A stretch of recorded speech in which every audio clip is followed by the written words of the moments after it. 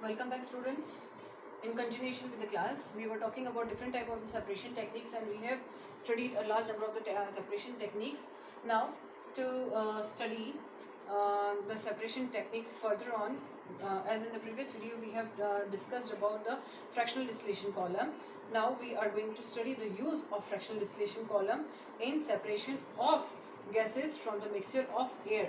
So, this is the diagram that is depicting the fractional distillation column, the whole of the fractional distillation column, and here we can see that there are various components, parts of this fractional distillation column. So here, first of all, we are going to take a mixture of gases, that is what is known as air, and then we are going to put this air under decreasing temperature conditions and increased pressure conditions.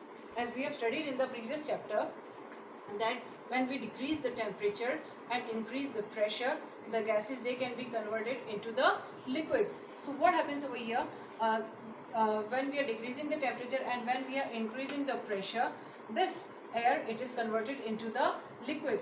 Then this liquid air, it is allowed to warm up. Then this is sent into a unit where a cold freezing water is flowing in this column. So what happens, that when the hot air, when it comes in contact with the cold water, then it is converted again into solids. So here at different levels, we are going to obtain the various gases. That is, at the first stage, we are going to get carbon dioxide as dry ice, because as I said, as soon as this hot air, it is going to come in contact with the cold ice cold water, then what will happen, it is going to freeze out and get converted into solid form. So first gas which comes in contact with this cold water is carbon dioxide, and it comes out as solid carbon dioxide gas. So here we can easily obtain solid carbon dioxide out, and this is very well known as dry ice. Now here separation occurs, and then this liquid air, it is again allowed to expand through the expansion jet. Now at this place, we obtain nitrogen and argon, and what is left behind is liquid oxygen. So this is the whole of the apparatus of the fractional distillation column, by which we can obtain various gases through the fractional distillation column. Now we are going to study another technique.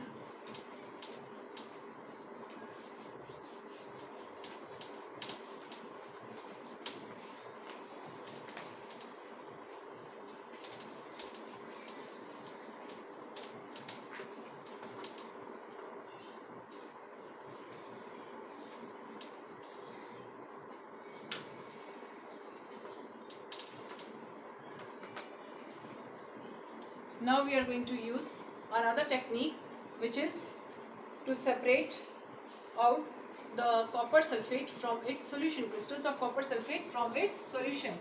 Separation of crystals of copper sulfate from its solution. What are we going to do? We are going to take a beaker, and in this beaker we are going to take impure sample of copper sulfate. Impure sample of copper sulfate. Now what are we going to do? This is the impure copper sulfate. Now we are going to add certain amount of water, and we are going to make a solution. We are going to stir it up, and we are going to make a solution.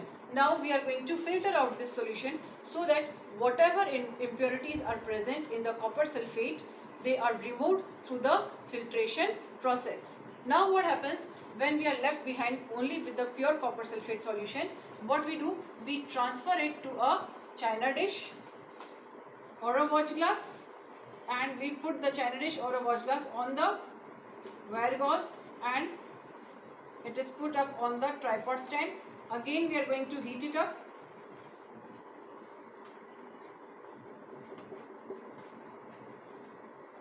what do we observe? That the water starts evaporating as soon as the heat is supplied by the burner. Gradually the water starts evaporating. Then after certain time, when the whole amount of the water has been evaporated, what we do, we remove the china dish or the watch glass from the burner, and we cover it up with the help of a filter paper, and we let it dry out.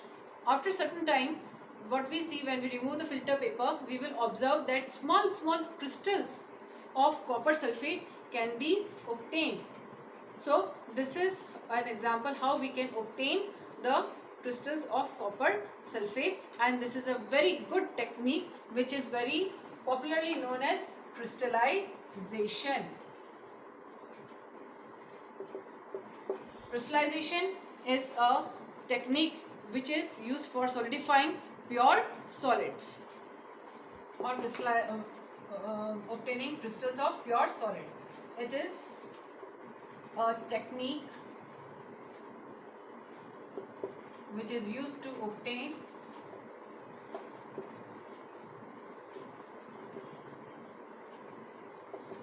crystals of pure solids. So we have very well studied all our separation techniques, and now further on we are going to learn water physical and chemical changes in our next class. Thank you.